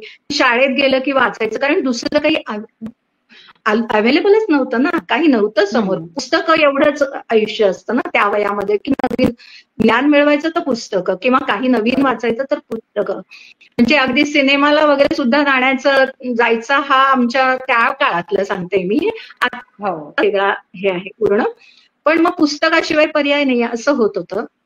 दुसरा एक मुद्दा असा म्हणेन मी की सर मी तुम्हाला रोहन सर मी मुद्दाम तुम्हाला हे सांगू इच्छिते की माझा 12 वर्षाचा नातू आहे, माझ्या भाच्याचा मुलगा. तर मी त्याला घेऊन म्हणजे त्याचं असं आहे की तो जन्मताच त्याला दोन्ही डोळ्यांना कॅटरॅक्ट होतं, दोन्ही डोळ्यांनाच. आणि तो मुलगा आजही त्याच्या डोळ्याला 15 नंबरचा चष्मा आहे, 15 नंबरचा. त्या मुलाने आज तागायत रामायण महाभारतापासून सर तुम्ही सांगितलेली सगळी पुस्तकं त्याची वाचून झालीत प्रिंट. बरं. कारण त्या हातात मोबाईल लहानपणापासून कधी दिलाच गेला नाही. तो मुलगा 1.5 तासात 500 पानांचं पुस्तक वाचतो. आणि ह्यासाठी म्हणजे मला सांगायला अतिशय आनंद वाटतो की तो वाचतो जेवढं तेवढंच त्याची विचार प्रक्रिया पण तशी चालू असते. त्या दृष्टीने त्या ज्या फॅन्टसीच्या तुम्ही आता ते कुठला पैलू काहीतरी तुम्ही म्हणालात मला वाटतं ते, तर त्या संदर्भात तो नवीन पुढचा विचार करतो आणि पुढची मांडणी करतो की ही कथा कशी पुढे जाईल. म्हणजे ह्या वयात हे का झालं किंवा आपण म्हणतो पूर्वीच्या लेखकांना हे कसं होत होतं की त्यांच्या डोक्यात दुसरे विचारच नव्हते. मला फक्त साहित्य निर्मिती करायची म्हणजे आपोआप ते गोष्टी घडत होत्या. एक तर आत होतच, शिवाय बाहेरून डोक्यात फक्त तेच विचार. त्याचं तसं झालंय आणि त्याला मोबाईल हातात नाही हा मुख्य. त्या गोष्टीमुळे तिथे सुनिधी पब्लिशर्स आपण ऐकून असाल नाव, त्या अविनाश काळे सरांनी त्याची मुलाखत घेतली त्याच महोत्सवामध्ये की अशी पुस्तकं वाचणारी मुलं जर असतील तर मग छापील मीडियाला प्रश्नच राहत नाही ना. रामायण महाभारत ज्या मुलांनी वाचलंय तो आतापर्यंत वैज्ञानिक, सावरकर, गांधी सगळं वाचून झालंय त्याचं. म्हणजे काही शिल्लक नाही. पुस्तक मिळालं की असा आधाशासारखा तो तुटून पडतो. हा जो आहे ना तो काही आणि तो त्या सोशल मीडियामुळे कमी आहे असं एवढी मला थोडीशी खंत वाटते. पण या दोन्हीचा समन्वय साधणारं काही लेखक, प्रकाशक, संपादक यांनी काही काढलं तर ते निश्चित पुढे जाईल. दुसरा मुद्दा असा की आज कालच आपला जागतिक वसुंधरा दिन साजरा झाला. तर आता काही प्रकाशक किंवा काही संस्था असं म्हणजे ह्या आता आलेला 2 वर्षात आलेला ट्रेंड मी बघितलेला आहे. कर्मयोगिनी संस्था जी आहे पुण्याची, त्यांनी काय केलं, एक महिन्याभरापूर्वी जाहिरात दिली सगळ्या व्हॉट्सअपच्या ग्रुप्सवर म्हणा किंवा की तुम्ही 2 कविता लिहून पाठवा.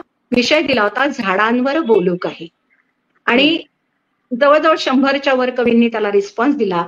त्यातल्या 51 जणांच्या ज्या 2 कविता उत्तम आहेत त्या त्यांनी एका छान पुस्तकामध्ये प्रिंट केले आणि 19 एप्रिलला म्हणजे छापील पुस्तक तयार झालं त्याचं छान.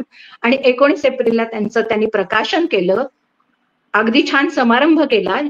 आलेल्या कवींना सगळ्यांना त्यांना सादरीकरणाची संधी देऊन त्यांचा सत्कार देखील केला. इथे काय झालं की तुम्हाला चालना मिळाली, तुमच्या बुद्धीला चालना मिळाली, समाज जाणीव जागृत झाली जी गरजेची आहे. आता आपण पाहतोच आहे ना या सगळ्या अवतीभवती घडणाऱ्या गोष्टी. समाज जाणीवा, भान, आत्मभान, संवेदना निर्माण करणारं किंवा जे देणारं लेखन व्हावं एवढी इच्छा माझी वाचक म्हणून तर आहेच, पण प्रकाशक, संपादक यांच्याकडनं ही अपेक्षा आहे की विषय देऊन काही कोणाकडनं. कारण आता होतंय कसं, वैयक्तिक लेखन करायचं म्हटलं की थोडीशी अडचण ही होतेच आहे. पूर्वीच्या काळी लेखकांची पुस्तकं विनामूल्य छापली जायची, उलट त्यांना त्याचं मानधन करायचं. तसं आता राहिलाच नाही ना, हा मुद्दाच राहिला नाही आता. तर त्यामुळे हा आम्हाला छान वाटतो प्लॅटफॉर्म की एक बऱ्याच जणांचं मिळून एखादं पुस्तक चांगल्या विषयावर हे करणं. मी माझ्या स्वतःच्या पण त्या पुस्तकामध्ये 2 कविता आहेत, पण त्या समाजासाठी काहीतरी करावं, वास्तवासाठी काहीतरी करावं, सत्यासाठी काहीतरी करावं असं मला एक वाचक म्हणून निश्चित वाटतं. बरोबर आहे. कारण समाजभान जागृत ठेवणं आणि लेखकाने त्या दृष्टीने संवेदनशीलता पण तुमची पाहिजे. व्यष्टीकडून समष्टीकडे जाणारा प्रवास करणारं पुस्तक मला आवडेल वाचायला. बरोबर. पण मला असं वाटतं की या नीलिमाताई तुम्ही म्हणताय तशी ही पुस्तकं आता तयार होत आहेत. म्हणजे हे तिन्ही प्रकाशन व्यवसायामध्ये आहेत, ते निश्चित ते म्हणतील की या विषयावरची पुस्तकं आहेत. पण लेखकाची जबाबदारी अधिक वाढली. मोनिका, मी तुला शेवटचा प्रश्न विचारते की लेखकाची जबाबदारी येणाऱ्या काळामध्ये वाढली आहे असं तुला वाटतं का? एकंदर पुस्तक निर्मितीची आपण प्रक्रिया जेव्हा म्हणतो, म्हणजे कथा, कादंबऱ्या, ललित लेखन यांच्या बरोबरीने माहितीपर पुस्तकं अशी वेगवेगळ्या प्रकारची पुस्तकं आता तयार होत आहेत. तर तुला स्वतःला काय वाटतं लेखकांनी काय आता जबाबदारी केवळ घेतली? म्हणजे आपण पूर्वी जे म्हणायचो की साहित्य म्हणजे केवळ सृजनशील साहित्य, म्हणजे शिरवाडकरही तेच म्हणायचे, कविवर्य कुसुमाग्रज. पण माझ्या मते आता लोकांनीच म्हणजे लोकांच्या अभिरुचीला फार महत्वाचं स्थान या प्रकाशकांनी किंवा एकूणच या पुस्तक व्यवहारामध्ये फार महत्वाचं मानलं जात आहे, आणि ते जावंही. कारण वाचक वाचतील आणि त्यांना जे आवडेल ते देणं ही प्रकाशकाची जबाबदारी आहे. तुम्ही कथा कादंबरी याच्यामध्ये म्हणजे एक असा गैरसमज या वाङ्मयाबद्दल आहे की भाऊक स्वप्नाळू असं काहीतरी कथा असते किंवा कादंबरी. पण आज कादंबरी ही खूप वेगवेगळ्या आशय संपन्न निघत आहेत. नवीन नवीन लेखक त्याच्यामध्ये म्हणजे ग्रामीण भागातलेही येत आहेत, आणि जो आजचा विषय ज्याला म्हणता येईल, आजचं वास्तव ज्याला म्हणता येईल, असं ते हाताळत आहेत. त्यामुळे त्याच्यावरचा तो खरं म्हणजे आक्षेप आहे असावा असं मला वाटत नाही. पण तू म्हणतेस तसं वेगवेगळ्या अभिरुची, म्हणजे काही लोकांना आत्मचरित्र अजून आवडतात, आत्मकथन वाचायला, किंवा जे अनुभवावर असं आधारित जे लेखन आहे, किंवा दुसऱ्याच्या एखाद्या काय म्हणता येईल की एखादा आजार झाला, आता निलिमाताई म्हणाल्या तसं की या मुलांनी जर संपूर्णपणे त्याच्या आयुष्याबद्दल पुढे लिहायचं ठरवलं आणि त्याच्यामध्ये पुस्तकाचं स्थान, तर हा संबंध प्रवास त्याचा सुद्धा एका वेगळ्या अर्थाने चांगलं पुस्तक होऊ शकेल. तर त्यामुळे अशा अभिरुची वेगवेगळ्या विकसित करणारी पुस्तकं ही यायला पाहिजेत मराठीमध्ये, जी इतर भाषांमधनं येत आहेत. आणि मला असं वाटतं की माझ्यासारखा जो सर्जनशील लेखक आहे त्याला सुद्धा जर काही विषय आजचे देऊन की त्याच्याकडनं म्हणजे खरं म्हणजे असं करता येत नाही, कारण ते त्याला शेवटी काय असतं की सर्जनशील लेखकाला ते भिडावं लागतं लेखन, आणि ते आतून सुचावं लागतं. आतून सुचावं लागतं. म्हणजे आज काय, काल काश्मीरमध्ये काय घडलं तर आज लगेच मी त्याच्यावर कथा लिहू असं होत नाही. ते मोरावं लागतं, किंवा ते काही वर्षांनी येईल. जसं करोना काळ हा काही वर्षांनी आपल्या लेखनातून व्यक्त करणारे बरेच लेखक मंडळी आपल्याला भेटतील. पण हे सगळं सर्जनशील म्हणजे लेखनापेक्षा सुद्धा जी इतर प्रकारची पुस्तकं आहेत, आणि ह्याच्यामध्ये रोहन काय किंवा राजहंस काय किंवा अगदी मनोविकास काय, ही मंडळी खूप पुढे आहेत, अग्रेसर आहेत, आणि ती वेगवेगळ्या विषयांवर काढता आहेत. म्हणजे ही चौकट आता साहित्याची अशी तेवढी चौकट राहिलेलीच नाही, ती अधिक विस्तारलेली आहे, आणि त्याच्यामध्ये कितीतरी गोष्टी सामील होत गेलेल्या आहेत. म्हणजे साहित्याची व्याख्या लवचिक झालेली आहे. तर हे मला वाटतं फार मोठी आशादायक अशी गोष्ट आहे. पण मगाशी एक मुद्दा जो वाचनाबाबतचा मांडला जात होता, तेव्हा मला असं वाटलं की आजचं वाचकांचं माध्यम बदललंय का हे सुद्धा नीट शोध घ्यायला पाहिजे. म्हणजे ई बुक्स किंवा ऑडिओ बुक्स वर सुद्धा पुस्तकं वाचली जात आहेत का? म्हणजे आता पुलंसारख्या लेखकाची लोकप्रिय अगदी ज्याला म्हणता येईल, आणि पुलं इतके आवडतात आज सुद्धा, त्यांची बटाट्याची चाळ वगैरे सारखी ई बुक्स आम्ही केली, पण त्याला काहीही रिस्पॉन्स मिळाला नाही जेवढा त्यांच्या प्रिंट मध्ये असलेल्या पुस्तकांना मिळतो आहे.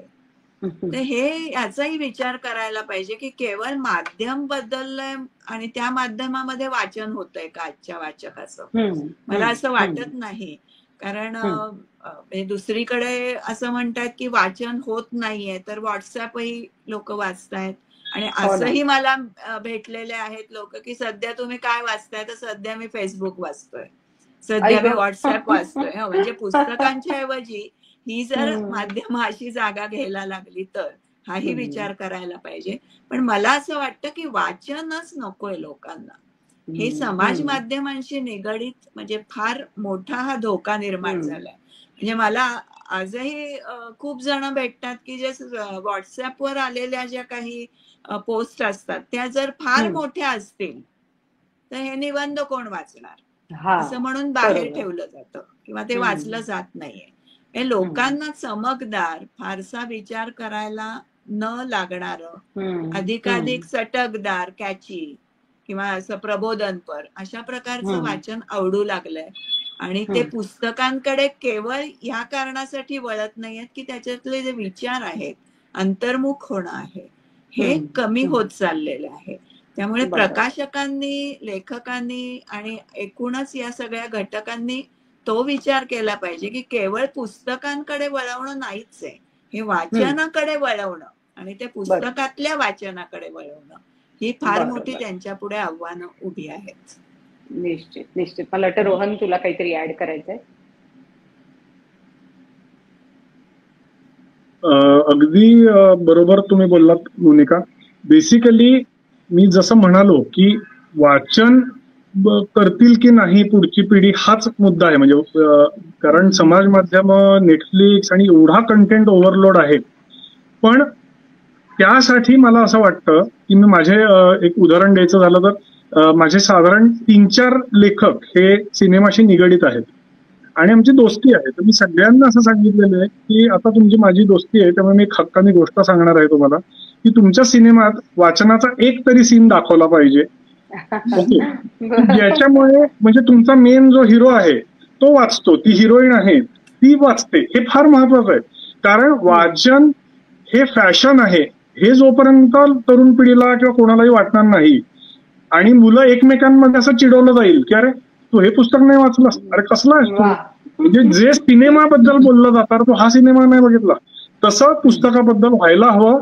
ते मुद्दामून तसं करायला हवं. कारण तर त्याच्यातून त्याला महत्व प्राप्त होईल. एकदा महत्व प्राप्त झालं की गोष्टीचे पॅरामीटर्स बदलतात.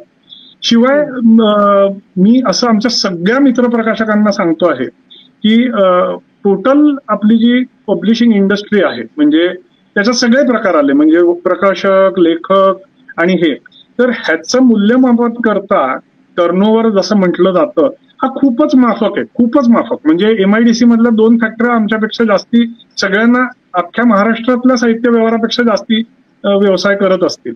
तर जोपर्यंत ते वाढत नाही तोपर्यंत ह्याच्यात चांगलं टॅलेंट येणार नाही, चांगलं प्रयोग होणार नाहीत, ती प्रयोगाची शक्ती येणार नाही आणि ऊर्जाही मिळणार नाही की आपण करूयात काहीतरी. तर त्यासाठी माझ्या मते वाचकांनी पण हे ऍक्सेप्ट करायला हवं. मी इकडे म्हणेन की पुस्तकांच्या किमती थोड्याशा वाढू द्याव्या. पुस्तक हे स्वस्त असलं पाहिजे असं नाहीये, ते चांगलं असलं पाहिजे असं नक्की आहे. त्यामुळे चांगल्या गोष्टी स्वस्त येणार नाहीयेत ह्याच्या पुढे, किंवा असं मला वाटतं. म्हणजे मी उगीच किमती वाढवायच्या असं नाही म्हणत आहे. मला असं सांगायचंय की त्या लेखकाला, संपादकाला, प्रकाशकांना मधल्या एवढ्या घटकांना योग्य पैसे मिळायला हवेत. त्याच जोडीला आपण सगळ्यांनी मिळून म्हणजे वाचकांनी सुद्धा पुस्तकांचा प्रचार करायला हवा. आणि माध्यम, जसं मोनिका तुम्ही म्हणताय की माध्यम आत्ता तरी असं दिसतंय की ईबुक आणि ऑडिओला काही एवढा डिमांड नाहीये, ती फक्त एक्सटेन्शन आहेत. पुढे काय असेल ते माहिती नाही. पण म्हणजे 10 वर्षांनी आपण आता या विषयावर विचार नाही केला, कारण सध्या तरी प्रिंट चांगलं जात आहे, NBTचं प्रदर्शन खूप छान होतंय, हे गृहीत धरू नये. कारण पुढचा काळ कसा असेल हे सांगता नाही येत. त्यामुळे आपण वेगवेगळे प्रयोग करावे, लोकांना वाचनाकडे पूर्णपणे आकर्षित करावं. आणि मला इकडे किरण सरांना सांगायला म्हणजे मी विनंतीच करेन की सरकार ही खूप मोठी यंत्रणा आहे आणि आपण त्याचा प्रत्यय आता बघतोय पुण्यात.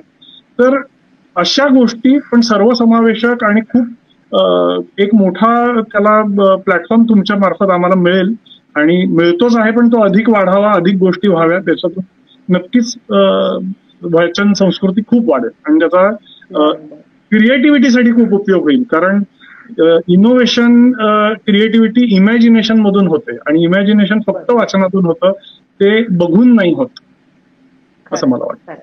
मला वाटतं रोहन, हा प्लॅटफॉर्म जो आहे तो त्यासाठी आहे आणि त्या अनुषंगाने जसं तू म्हणलास की शासनाकडनं ज्या गोष्टी झाल्या पाहिजेत, तर आज मराठी भाषा विभाग, राज्य मराठी विकास संस्थेकडनं हा जागतिक पुस्तक दिनाच्या निमित्ताने हा जो आपण कार्यक्रम केला तो सुद्धा एक या पद्धतीचं एक व्यासपीठ आहे आणि त्यातून चर्चा व्हावी हा मुद्दा आहे.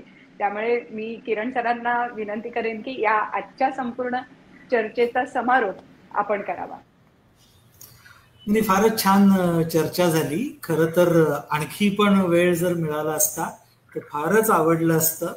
कारण खरं सांगायचं म्हणजे सुरुवातीचा टेक ऑफ टाइम जो असतो तो झाल्यानंतर चर्चा रंगते आणि आपण थोडंसं इथे आधी थांबतो आहोत. कदाचित शक्य झालं तर पुन्हा एकदा सर आणखी एक भाग करू. याचं कारण असं की आता पुन्हा हे प्रसार माध्यमांची सगळी लिमिटेशन्स आहेत की लोक यापेक्षा जास्त ऐकणार नाहीत. त्यामुळे आपण पुन्हा एकदा ही चर्चा करू. यासाठी मी फक्त थांबवते. पण सर आपण समारोप करावा.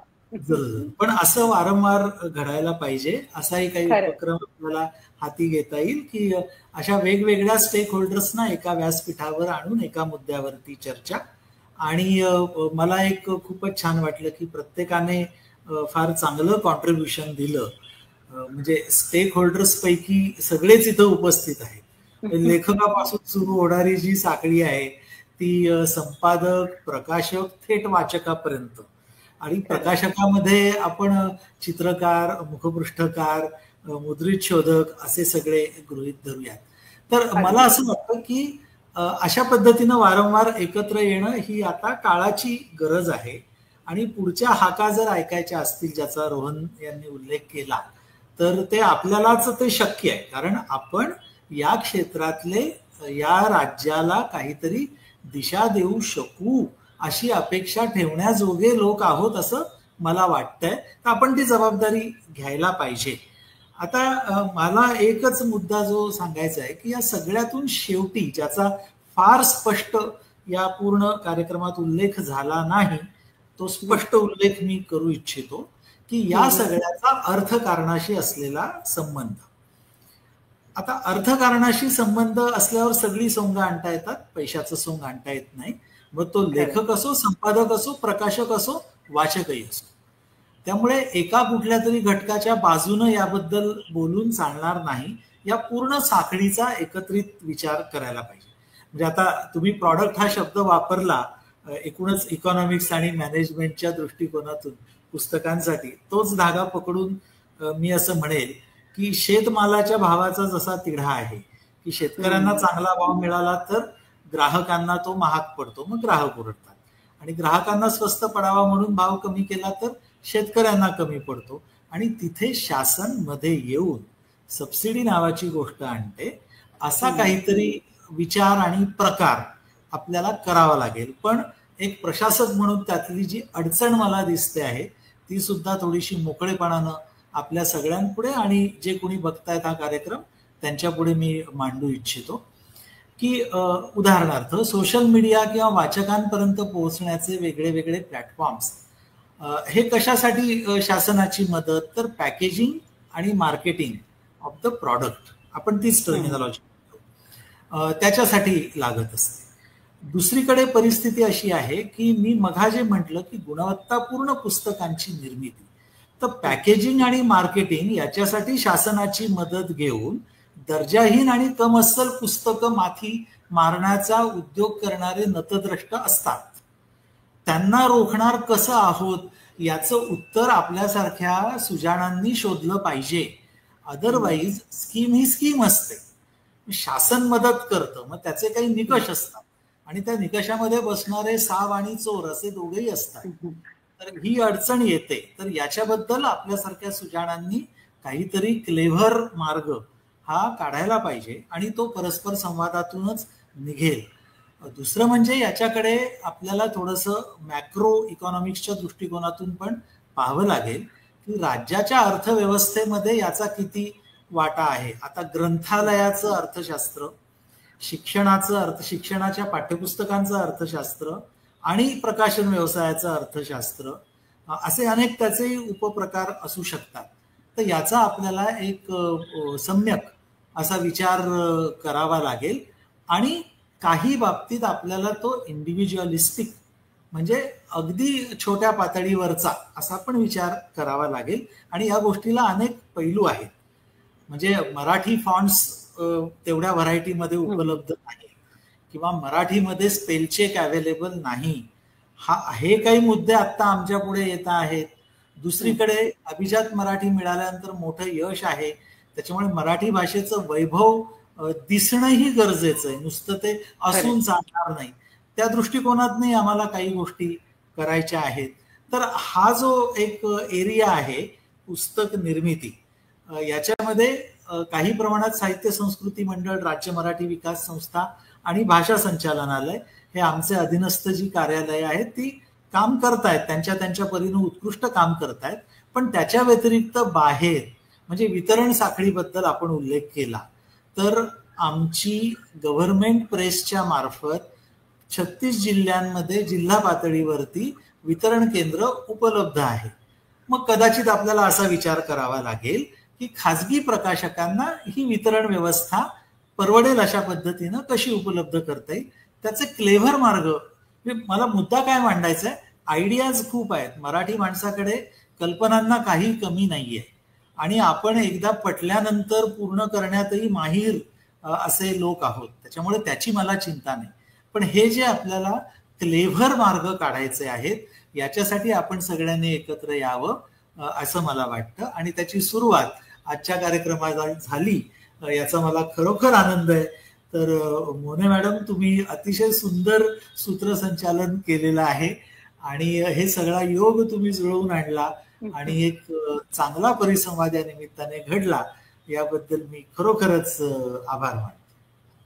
नक्की. आणि सर, जागतिक पुस्तक दिनाच्या निमित्ताने अशा प्रकारचा एक कार्यक्रम करावा अशी विनंती डॉक्टर श्यामकांत देवरे, आपले जे राज्य मराठी विकास संस्थेचे संचालक आहेत, त्यांना मी म्हटलं आणि अर्थातच लगेच त्यांनी आपल्या संमतीने त्याला होकार दिला. त्यामुळे आज ही चर्चा आपण करू शकलो. आणि मी म्हटलं तसं की लेखक, संपादक, प्रकाशक ते वाचक हे एक वर्तुळ एका दृष्टीने पूर्ण झालं. पण हे वर्तुळ पूर्ण होत असताना त्यातल्या सगळ्या ज्या मधल्या गोष्टी आहेत त्या आणखीन आहेत. त्यामुळे वारंवार अशी चर्चा होत राहावी. किरण सर, आपलं सहकार्य असेल तर अशा पद्धतीच्या चर्चा तुम्ही म्हटलंच आहे त्या पद्धतीने आपण पुढच्याही काळात करत राहू.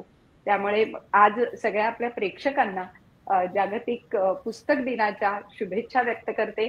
आणि शिरीष सर, मोनिका, रोहन आणि निलिमाताई, आपले सगळ्यांचे मनापासून आभार मानते.